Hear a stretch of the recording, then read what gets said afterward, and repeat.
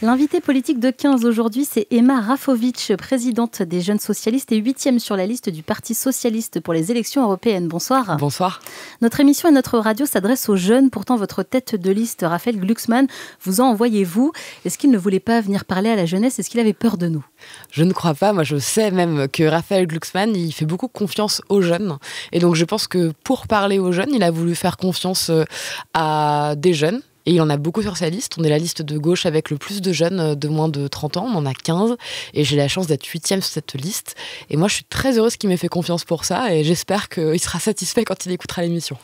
On a demandé aux jeunes ce qu'ils pensent de Raphaël Glucksmann et de votre parti. Voilà leur réponse. Sociodémocrate. Inoffensif. Travailleur. Ouïghour. Social, juste, engagé. Un peu déconnecté sur certains trucs. Humain. Controversé. Respectueux, bien. Qui s'affirme pas assez dans une gauche qu'on aimerait qu'il s'affirme plus. Très communicant. De gauche, mais j'ai quelques doutes sur sa franchise en fait. Sous-côté. Il y a un peu d'hypocrisie. Il joue beaucoup sur les mots pour récupérer l'électorat, notamment jeune. États-Unis. Imposteur. L'hypocrisie politique à son paroxysme, il dit ce qu'il arrange. Voilà. Mou, pas si éloigné que ça de l'aile gauche de la Macronie. Glucksmann, droit humain, plutôt positif. Il y a un fond, mais c'est pas très bien organisé encore. Qu'est-ce que vous voulez leur répondre? Il y a beaucoup de choses. Moi, je crois que Raphaël Glucksmann, c'est quelqu'un qui incarne la cohérence. Et moi, ce que je vois sur le terrain, partout, quand je vais discuter avec plein de jeunes, avec plein de citoyennes et de citoyens, c'est que c'est quelqu'un qui donne envie.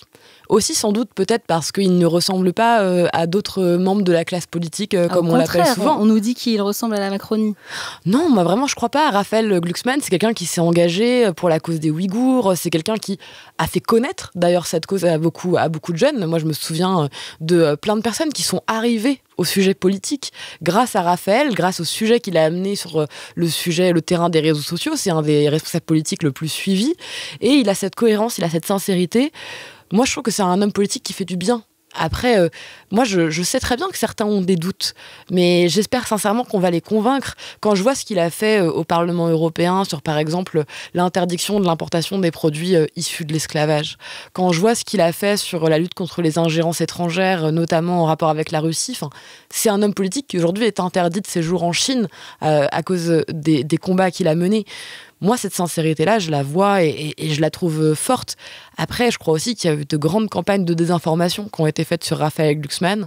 Et c'est quelque chose qu'il va falloir combattre avec force. Mais cette campagne de désinformation, je pense qu'elle existe aussi parce que c'est quelqu'un qui dérange. Et qui dérange les plus puissants. Qui dérange aussi, on va dire, des personnes qui ont envie que rien ne change en Europe. Et moi, je pense qu'aujourd'hui, s'il plaît, et si c'est le premier dans les intentions de vote à gauche, c'est parce qu'il incarne ça, cette cohérence-là, et le retour un peu de l'espoir d'une gauche qui peut peut-être enfin gagner.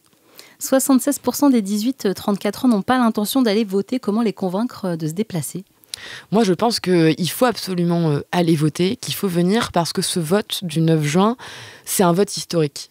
L'Europe, elle est à la croisée de chemins, elle est à la croisée de différents récits, de différentes histoires.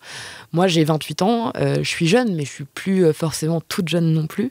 Moi, je me souviens de ce premier moment où je me suis dit que je pouvais aller voter. Je ne savais pas encore vraiment pourquoi. Est-ce que ma voix réellement pouvait compter? Et moi, ce que j'ai envie de dire à tous les jeunes qui, là, peut-être pour la première fois, peuvent voter, mais ne sont pas encore sûrs de pouvoir se déplacer, c'est que le 9 juin, il y a 3 choix. Il y a un choix, le premier, c'est celui du statu quo. Qu'on reste dans le monde dans lequel il est aujourd'hui, injuste, un monde qu'il faut dire, dans lequel on voit nos parents s'appauvrir, mais aussi nous-mêmes, on voit peu de perspectives. C'est vrai pour l'avenir. Ce choix-là, c'est le choix de la droite. C'est le choix de la Macronie ou des Républicains.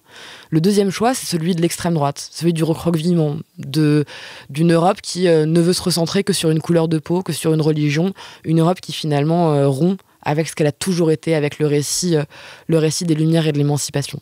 Puis il y a un troisième choix, c'est le choix du féminisme, c'est le choix de l'antiracisme, c'est le choix de la lutte contre le libre-échange, contre le libéralisme, c'est le choix qui veut être celui de l'émancipation, de l'égalité entre les femmes et les hommes, de la dignité retrouvée pour les jeunes, un choix qui veut dire aux jeunes que non, la précarité, c'est pas un rite de passage obligé vers l'âge adulte, et ce choix-là, c'est le vote efficace le 9 juin, c'est celui pour les socialistes et pour Raphaël Glucksmann. Est-ce que vous pouvez rappeler à nos jeunes ce que l'Europe fait pour eux? On a par exemple Erasmus, le Pass Interrail ou encore la mission volontariat dans un autre pays. L'Europe aujourd'hui, elle fait beaucoup de choses. Mais en fait, je vais parler de ces 3 exemples que vous venez de citer parce que c'est à la fois évidemment une incroyable fierté d'avoir ces dispositifs. Mais aujourd'hui, peu les connaissent, ou peu en tout cas se disent « c'est pour moi ». Et moi, tous ces dispositifs-là, j'ai évidemment pas envie de les jeter à la poubelle, ils sont incroyables, c'est des grands budgets, mais ce que j'ai envie de faire, et notamment moi, demain, future élue européenne, c'est de montrer à tous les jeunes que c'est pour eux, que le côté « c'est pas pour moi », il doit disparaître. Faire plus de communication autour de ça. C'est pas seulement de la communication, c'est aussi accompagner toutes les associations, tous les dispositifs qui existent dans notre territoire et qui accompagnent les jeunes.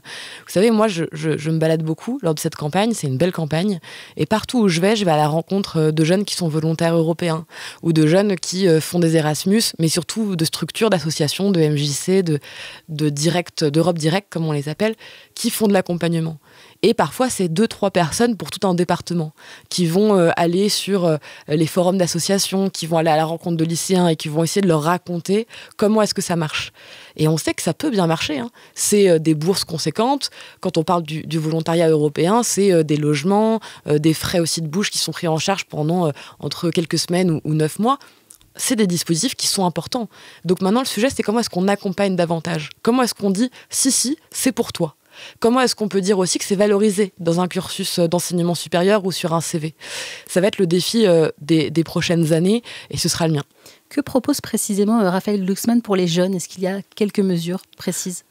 Alors déjà, je dirais que ce qui guide la vision de Raphaël Glucksmann et de notre liste Réveiller l'Europe pour les jeunesses, c'est déjà de partir de ce constat. Il y a des jeunesses. Toute la jeunesse n'est pas uniforme. Oui, mais en mesures concrètes. Eh bien, en mesures concrètes, l'interdiction des stages non rémunérés. Aujourd'hui, c'est une réalité pour nombreux et nombreux d'entre nous, d'avoir des stages qui sont non payés. Parfois, on nous fait faire plusieurs stages de 2 mois d'affilée pour éviter de payer des indemnités de stage aux jeunes. Donc, l'interdiction de ces stages non rémunérés. L'allocation d'autonomie, aussi pour tous les jeunes. D'abord, dans un premier temps, pour les jeunes de 15 à 25 ans sans emploi ni formation. Et ensuite, pour tous. Elle serait de combien, cette allocation ?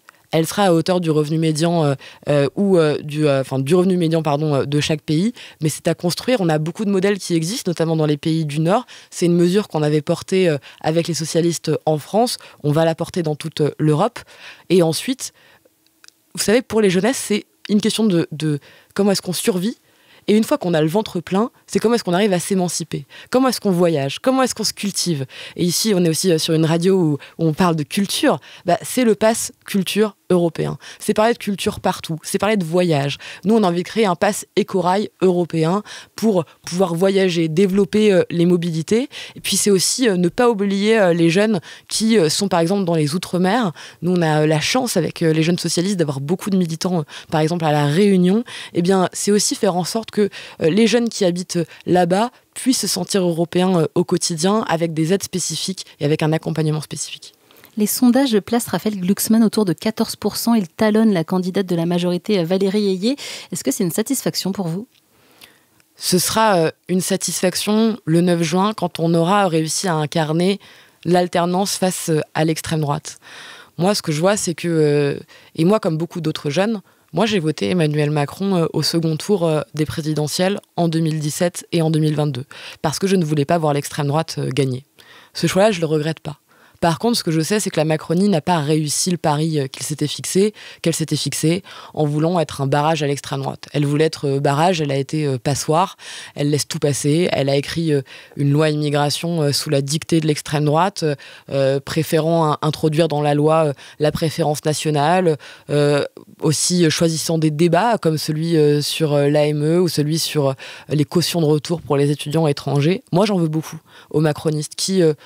réforme des retraites, après réforme de l'assurance chômage, loi immigration, 49.3, ils détruisent tout. Ils détruisent tout. Et donc ce que je crois, c'est que si nous voulons réellement battre l'extrême droite en 2027, et c'est évidemment ce que nous voulons faire, eh bien il va falloir une alternative qui soit forte et qui puisse réveiller l'espoir. Créons un vote qui ne soit pas uniquement un vote contre l'extrême droite, mais un vote d'espoir et de projet.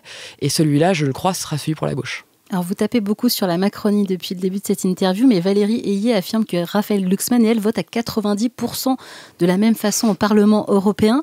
Est-ce que votre tête de liste est un candidat de centre-droit ou le deuxième candidat de la majorité, tout simplement ? Mais on vote dans les mêmes pourcentages, avec aussi les insoumis, avec les écologistes. Du coup, le PS n'a plus de personnalité ? Non, mais c'est le principe du Parlement européen. J'ai envie peut-être de parler d'un autre échelon pour faire comprendre comment ça fonctionne. Certaines ou certains qui nous écoutent sont peut-être allés une fois par curiosité à un conseil municipal de leur commune et ont écouté à quoi ça ressemblait.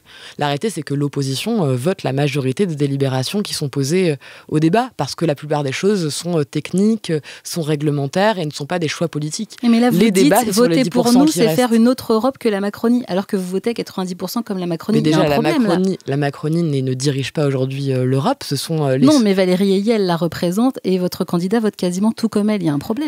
Non, parce qu'aujourd'hui, c'est ce que je vous disais, ce sur quoi on vote de manière similaire à Valérie Ayé, Manon Aubry, Marie Toussaint, François-Xavier Bellamy, ce sont des choses qui sont de l'ordre du réglementaire ou de la commune. Les 10% qui restent, là font les différences. Mais c'est énorme, parce que c'est sur les 10% qu'on parle de pacte asile-immigration et que nous votons contre et qu'eux, ils votent pour. C'est sur les 10% qui restent qu'on parle de la PAC et nous, on vote contre pour la dignité des agriculteurs et que eux votent pour. Ce sont dans les 10% qui restent que nous, on vote pour l'égalité entre les femmes et les hommes et que eux ne font rien. Moi, j'ai envie de vous dire, la politique, souvent, c'est sur les 10% qui restent. Et c'est pour ça qu'il faut venir voter. Parce qu'en fait, c'est dans les 10% qui restent à la fin de la discussion que ce sont là où les débats se font. Et donc, effectivement, moi, j'ai pas envie de rentrer dans un débat de petites phrases avec Valérie Ayé ou avec Manon Aubry ou avec Marie Toussaint ou avec Léon Desfontaines. Enfin, moi, ça m'intéresse pas. Moi, ce que je veux savoir, c'est sur les 10% qui restent, comment est-ce qu'on change l'Europe ? Si vous étiez allié aux autres listes de gauche, vous seriez proche des 30% du RN qui fait la course en tête pour le moment. Vous n'avez pas le sentiment que la gauche meurt de ses crispations et qu'elle pourrait gagner si elle était unie ? Si, bien sûr. Vous savez, moi, j'ai porté avec les jeunes socialistes le projet du Forum européen des jeunes de la NUPES. Je l'ai porté et c'était une grande fierté pour moi de le faire, avec des jeunes socialistes partout. Et on a porté un projet avec de nombreuses propositions dont je suis toujours très fière. On est allé voir tous les chefs de parti, avec les jeunes écologistes, les jeunes insoumis et les jeunes générations, évidemment les jeunes socialistes, pour leur présenter ces propositions. On a été face à des refus, à des fins de non-recevoir, et aussi, je dois le dire, à des problèmes de fond. Quand on avait réussi, par exemple, à trouver un compromis et de vrais accords avec les jeunes insoumis, par exemple sur le soutien à l'Ukraine, nous n'avons pas réussi à trouver ce même soutien de la part de Manon Aubry. De la même manière, quand nous avons parlé d'Europe de la défense et que nous avons réussi à introduire ce sujet, nous n'avons pas trouvé ce soutien de la part de Manon Aubry. Et enfin, sur un autre sujet, nous aussi, nous avons fait avancer la famille socialiste grâce à ce travail. Nous avons avancé dans le sens de la rupture avec les traités de libre-échange ou le libéralisme. Bref, si demain vous avez envie de voter pour le programme du Forum européen des jeunes de la NUPES, il faut voter pour Raphaël Glucksmann. On entend bien. En 2019, 23% des 18-24 ans ont voté majoritairement pour Europe Écologie Les Verts. À l'époque, c'était 6% pour votre liste, la liste PS. L'écologie compte donc pour eux. Pourtant, le glyphosate a été autorisé pour 10 ans de plus dans l'UE. Est-ce que c'est pas le genre d'action qui peut les dégoûter de la politique européenne ? Non, parce que moi, je pense que ça doit créer peut-être de la colère, ça doit créer de l'indignation. Mais du coup, cette colère et cette indignation, elle peut amener au vote. Et moi, vous savez, je fais aussi partie d'une génération qui s'est mobilisée pour le climat, qui a fait la grève les vendredis. Aujourd'hui, on a tant à faire pour le climat. On a tant à faire pour faire en sorte que ce pacte vert qu'on a réussi à faire adopter se développe, se renforce, gagne un volet social. Avec Raphaël Glucksmann, ce qu'on propose, c'est une taxe carbone aux frontières de l'Union européenne, des investissements majeurs pour la transition, ce qu'on appelle la révolution écologique, un grand programme aussi de rénovation énergétique de nos bâtiments et notamment des écoles, en commençant par les écoles, les plans écoles, pour faire en sorte qu'on ne se gèle pas l'hiver et qu'on ne crève pas de chaud l'été. Ça va être un grand défi, mais moi je comprends toute cette colère. Juste, j'ai envie de dire, ne vous découragez pas. Il y a une nouvelle génération de responsables politiques qui arrive au Parlement européen. Moi j'arrive, il y en a d'autres qui arrivent, et je suis persuadée qu'on peut changer les choses. Mais pour ça, on a besoin que les citoyennes et les citoyens de gauche qui se sentent écolos, que ceux-là ils viennent voter, et puis surtout que pendant 5 ans, ils gardent la pression, qui nous maintiennent la pression sur nous, parce que ça va être important. L'avortement est désormais une liberté garantie dans notre Constitution. Raphaël Glucksmann veut, je crois, inscrire l'IVG et la contraception dans la Charte des droits fondamentaux de l'Union européenne. Comment va-t-il s'y prendre avec des pays réticents comme Malte ou la Hongrie ? Ça va être notre bagarre. Vous savez, aujourd'hui, on a en Italie Giorgia Meloni qui a permis à des associations anti-avortement d'entrer dans les cliniques pour empêcher des femmes qui pourraient être nous, d'avorter, pour essayer de les convaincre au dernier moment, de leur montrer des photos de fœtus, etc. Ça doit nous mettre en colère, en tant que femme, en tant que citoyen, en tant que féministe. Et vous savez, moi, c'est une phrase que je dis souvent parce que Raphaël Glucksmann, il a cette formule quand il parle du futur de l'Union européenne. Et quand il dit une Europe de gauche, ça changerait tout, il dit mieux vaut une Europe dirigée par Jacques Delors que par Barroso. Bien moi, je dis mieux vaut une Europe dirigée par Gisèle Halimi que par Giorgia Meloni.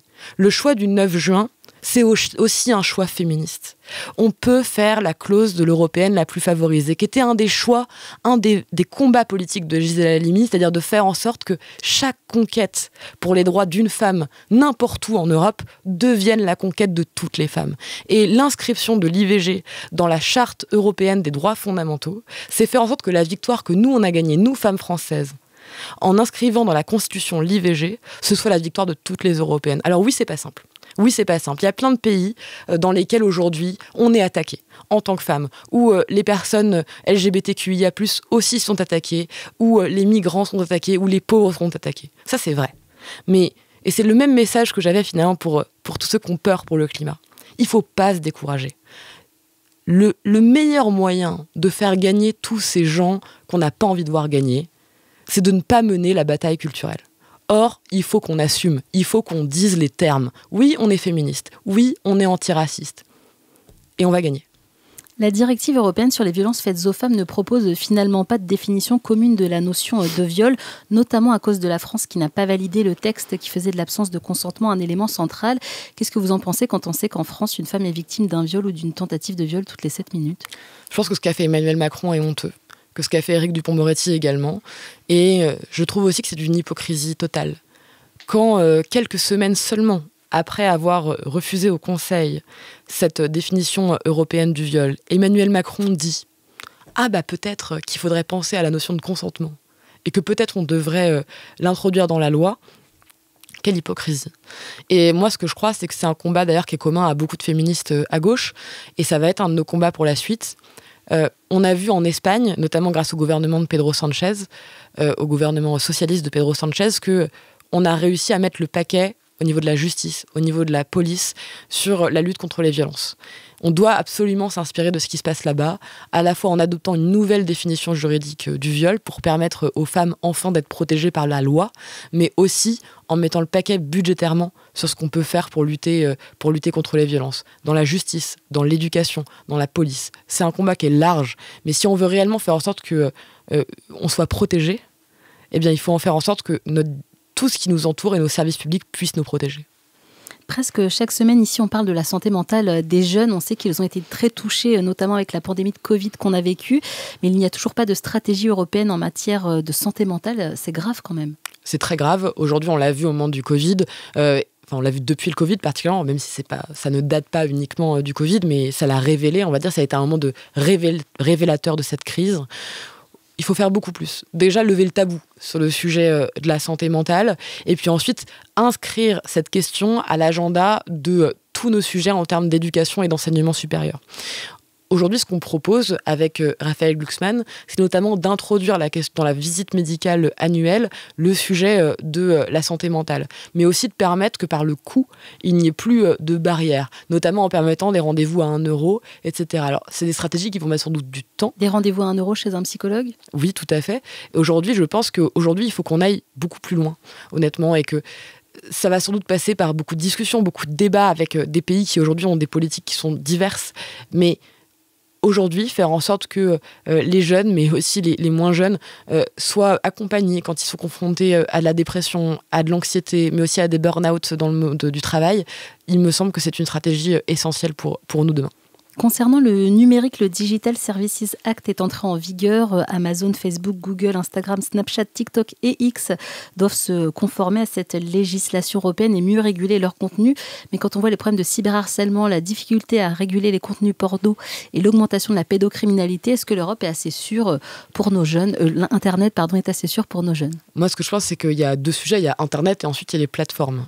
Internet, c'est un formidable espace de créativité, de création, mais aussi de liberté. On a pu le voir lors de grands moments de soulèvement populaire dans d'autres endroits du monde. Et donc, moi, je ne suis pas là pour jeter le bébé avec l'eau du bain. Par contre, ce que je crois, c'est qu'aujourd'hui, les plateformes ont une responsabilité qu'elles n'assument pas.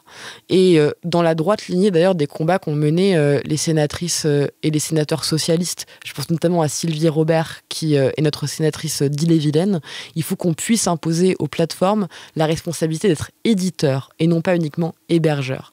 En leur faisant changer de statut, cela les obligera notamment à avoir des espaces de modération bien plus importants et je pense que comme ça, on arrivera notamment à les tenir responsables. Concernant l'immigration, votre candidat Raphaël Glucksmann prône un devoir de sauver. Qu'est-ce qu'il entend par là?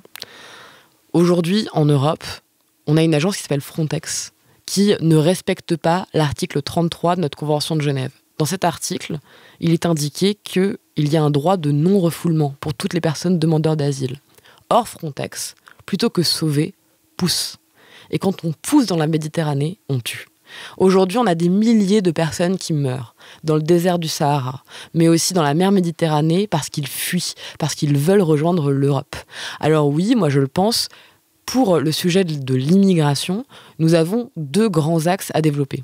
Le premier, celui de l'accueil. De dire avec force que nous pouvons et que nous devons accueillir, que c'est notre devoir humain. Déjà de faire respecter le droit d'asile, parce qu'aujourd'hui il n'est pas respecté en Europe, mais ensuite d'accueillir, parce que c'est aussi le sens de notre honneur collectif en tant que continent. Et deuxièmement, il faut qu'on puisse développer des voies légales d'immigration. Ce qu'a fait le gouvernement Macron avec la loi immigration est juste à la fois inhumain et inefficace. Et il faut qu'on puisse le démontrer. Et ensuite, développer les voies légales d'immigration, c'est aussi permettre à des personnes de venir étudier en France, de venir travailler en France.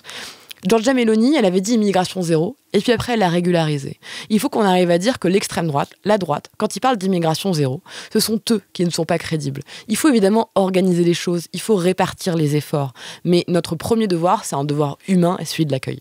Avec ce qu'il se passe en Ukraine et le retour du conflit israélo-palestinien, faudrait-il mettre en place un service militaire obligatoire en Europe? Moi, je ne le crois pas. Le sujet n'est pas celui du service militaire. Le sujet, c'est celui de l'Europe de la défense. Aujourd'hui, ce dont on a besoin, c'est pas tellement de réservistes, c'est d'armées qui soient puissantes et d'une Europe puissante. Avec les socialistes, on a toujours été les premiers à parler d'Europe de la défense. C'est un peu d'ailleurs quelque chose qui revient dans nos programmes depuis maintenant de nombreuses années. C'est vrai, depuis février 2022, cela a pris une cohérence nouvelle. Une cohérence nouvelle parce que l'agression de Poutine sur l'Ukraine nous a fait voir quelque chose que peut-être certains ne voyaient pas avant, que notre continent est en guerre, que l'Europe est en guerre et aussi la France d'ailleurs. Quand la milice Wagner russe attaque les soldats français en Afrique, quand nos hôpitaux sont attaqués par des cyberattaques russes, mais aussi quand le mur des Justes, à côté du mémorial de la Shoah, est tagué de main rouge par des Russes, oui, nous sommes attaqués dans notre démocratie et dans notre chair. Alors effectivement, il faut réagir. Il faut une Europe de la défense, il faut une Europe qui soit puissante, qui assume de vouloir sortir de la naïveté. Regardons aussi ce qu'il se passe du côté d'Israël et du côté de Gaza. L'Europe est impuissante, elle est mutique. Comment se positionne Raphaël Glucksmann sur ce qui se passe en ce moment? Aujourd'hui, il faut reconnaître l'État de Palestine. Il faut reconnaître la Palestine, mais aussi, il faut le dire, il faut suspendre l'accord d'association qui existe entre l'UE et Israël. Dans cet accord d'association, il y a une clause droit humain. Cette clause droit humain, elle nous permet de rompre cet accord d'association. Aujourd'hui, ce qu'il se passe là-bas, mais est terrible. Vous avez vu comme moi les images de Rafah. Vous voyez comme moi, depuis le 7 octobre, l'engrenage meurtrier se poursuivre. Et pourtant, Raphaël Glucksmann ne veut pas parler de génocide. Mais ce n'est pas un débat de mots, c'est un débat d'action. Mais le mot est important. Et nous ne parlons pas non plus de génocide pour l'Ukraine, y compris après Boutcha. Pourquoi ? Là, avec les images qu'on a, ce qui se passe en ce moment entre Israël et Gaza, ça devient compliqué. Quand on a vu Boutcha, quand on a vu toutes ces images-là, c'était aussi horrible, aussi insoutenable. Vous savez, nous n'avons pas le droit international à géométrie variable. Le droit international, il vaut pour Boutcha, il vaut pour les Ouïghours, et il vaut pour les Palestiniens et pour les Israéliens. Nous n'avons pas à géométrie variable. Quand nous disons que chaque vie compte, ça veut dire réellement que chaque vie compte. Et nous ne disons pas des choses différentes en fonction d'un contexte électoral ou d'un contexte géopolitique. Aujourd'hui, ce qu'il se passe, c'est que l'Union européenne, mais aussi le président Macron, n'est pas au niveau. Quand on regarde ce qu'il se passe là-bas, qu'avons-nous réellement fait, la France, l'Union européenne, depuis le 7 octobre ? Vous savez, nous n'avons ni bégayé le 7 octobre, quand il s'agissait de qualifier d'actes terroristes les attentats du Hamas et évidemment les viols de masse qui ont été commis sur des femmes israéliennes. Et depuis, nous n'avons pas bégayé non plus pour condamner avec force ce que fait le gouvernement d'extrême droite de Benyamin Netanyahou. Ce qu'il se passe là-bas est grave, mais il faut aussi faire entendre la voix des démocrates qui existent en Palestine et en Israël. Ils se mobilisent depuis des mois, et même avant le 7 octobre, contre Benyamin Netanyahou, contre sa politique insupportable. Eh bien, nous devons leur apporter notre soutien, et cela passe, je le crois très sincèrement, en ayant une Europe qui se tienne debout, qui sort de la naïveté, et qui sort aussi des poncifs. Question un peu plus personnelle, vous êtes attaquée sur les réseaux sociaux depuis ce qui se passe entre Gaza et Israël, car vous êtes la nièce du porte-parole de l'armée israélienne. Comment vous vivez tout ça ? Écoutez, moi, ce que je crois, c'est que certains antisémites aiment malheureusement se révéler dans les moments troubles. Vous savez, moi, je me suis engagée en politique à 16 ans, à l'époque contre la réforme des retraites de Nicolas Sarkozy. Mon engagement, il n'est pas communautaire, il ne l'a jamais été. Et moi, j'ai toujours été une militante de gauche, socialiste, jeune socialiste. Je suis élue. Je serai sans doute demain, et en tout cas je l'espère si les Français accordent leur confiance à notre liste, députée européenne. Moi, ce que je serai, c'est une députée européenne française et socialiste qui combattra pour le féminisme, pour l'antiracisme, pour tout ça. Et c'est vrai que finalement, quand on se réveille un matin et qu'on découvre sous tous nos tweets des mots comme sale youpine, vermine, punaise de lit, va mourir, des photos d'Auschwitz en me disant retourne dans ta maison, ah oui, c'est vrai que ça fait un peu frémir. Mais ce que j'ai envie de dire, et je le dis d'ailleurs à toutes celles et tous ceux qui sont victimes de racisme, de discrimination, de LGBT-phobie, de sexisme au quotidien, moi je me tiens bien droite. Et j'espère que vous aussi. Parce qu'en fait, les racistes, les antisémites, les sexistes, les LGBT-phobes, tous ces gens, ils ne gagneront pas si on les regarde droit dans les yeux et qu'on ne laisse rien passer. Moi, je laisserai rien passer. Et demain, je serai une eurodéputée de combat à vos côtés. Dernière question, la campagne est entrée dans le dur, aucun candidat ne s'épargne. Est-ce que c'est pas un peu du théâtre tout ça ? Les journalistes politiques racontent que Raphaël Glucksmann est finalement parfois proche de Manon Aubry, de Marie Toussaint, qu'ils prennent le train ensemble pour aller au Parlement, qu'ils se soutiennent. Info ou intox ? Pour le coup, ça faudra le demander à Raphaël Glucksmann. Moi, ce que je sais, c'est que très personnellement, moi, j'ai beaucoup d'amis, de camarades à gauche. Moi, je n'ai pas d'ennemis à gauche. J'aurais aimé que les Insoumis soient plus clairs sur la condamnation des attaques dont j'ai fait l'objet. Mais moi, ce que je pense surtout, c'est que demain, et le 9 juin surtout, ça va être un moment de confrontation de projets politiques. Le fait de confronter des projets politiques n'empêche pas ni la cordialité, ni le fait d'être aimables les uns vis-à-vis des autres. Moi, en politique, j'ai un adversaire principal, c'est l'extrême droite. Et évidemment, la droite, ensuite, dans un second temps. La gauche, demain, elle va devoir s'unir, sans doute, pour gagner face à l'extrême droite. Mais là, le temps est venu, celui du 9 juin, de décider quel projet politique on veut. Et je crois que ce qu'on porte avec Raphaël Glucksmann, et c'est pour ça que, moi je vous le dis, je vis cette campagne avec beaucoup de joie et beaucoup de plaisir, c'est que pour la première fois, pour beaucoup de gens, ils vont pouvoir aller aux urnes le 9 juin sans avoir à scinder en deux. Ils vont pouvoir voter et pour un programme de justice sociale, et pour un programme de justice écologique, et pour un programme démocratique, et pour un programme pro-européen. Ils vont pas avoir à se dire, bon, je vais glisser ce bulletin dans l'urne parce que c'est le vote utile, mais en fait, je sais que je suis pas tout à fait d'accord avec ce que dit le candidat sur la Russie. Ils vont pouvoir voter pour une gauche qui leur donne de l'espoir, et moi, en tout cas, elle me donne beaucoup d'espoir. Merci beaucoup Emma Rafovic d'être Merci à passée vous. dans 15. Je rappelle que vous êtes présidente des Jeunes Socialistes et 8e sur la liste PS pour les élections européennes de Raphaël Glucksmann. À bientôt. À bientôt.